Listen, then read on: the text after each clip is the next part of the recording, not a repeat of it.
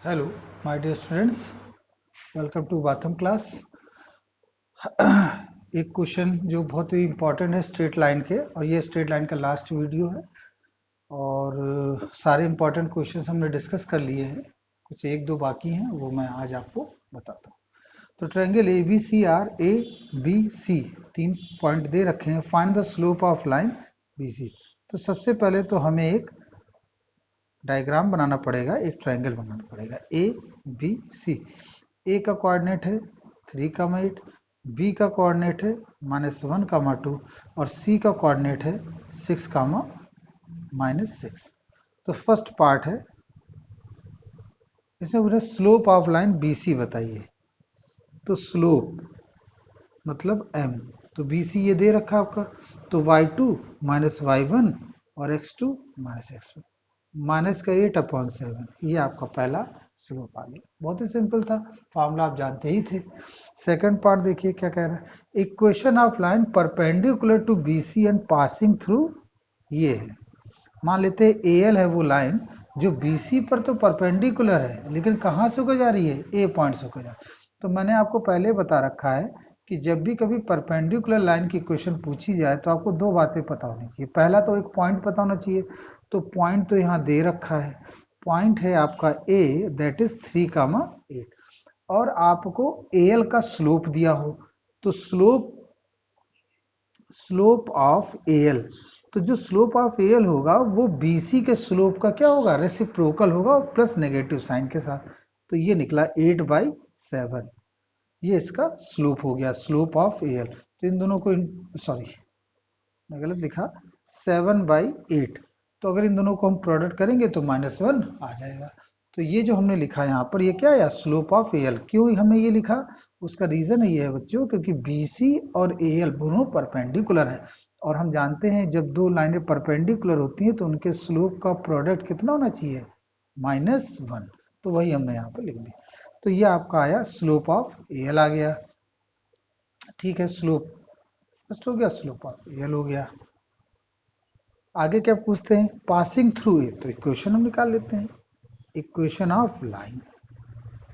तो देखिए हम क्या लिखेंगे, y माइनस वाई वन मतलब 8 इज इक्वल टू m और x माइनस x1, ये हमने लिखा बच्चों। अब इसके आगे और हम इसमें सॉल्व कर लेते हैं कैलकुलेशन में। 8y माइनस 64, 7x माइनस 21, तो हम ये लिख सकते हैं 7x माइनस 8y और माइनस 64 प्लस 21। तो ये आ जाएगा 7x माइनस 8y और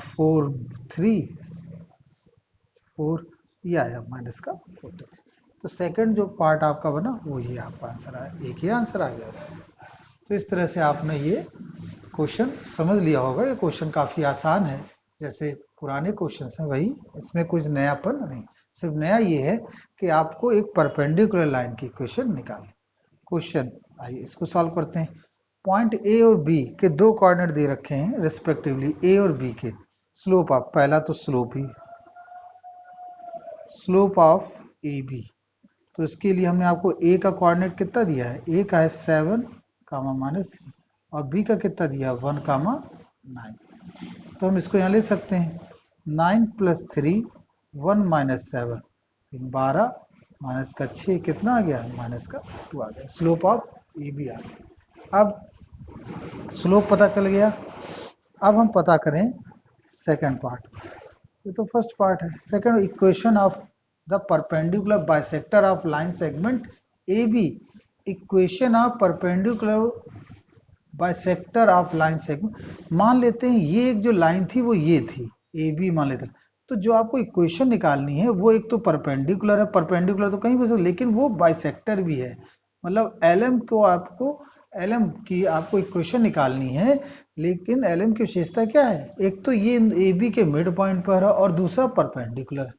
तो अभी हमने रोम्बस का पिछले वीडियो में क्वेश्चन बताया था, उसमें बी पॉइंट का कोऑर्डिनेट हम पहले निकालेंगे, क्योंकि बी क्या है, वो सॉरी सी क्या है, वो ए बी का मिड पॉइंट है। तो हम लिखेंगे C B mid point of A B.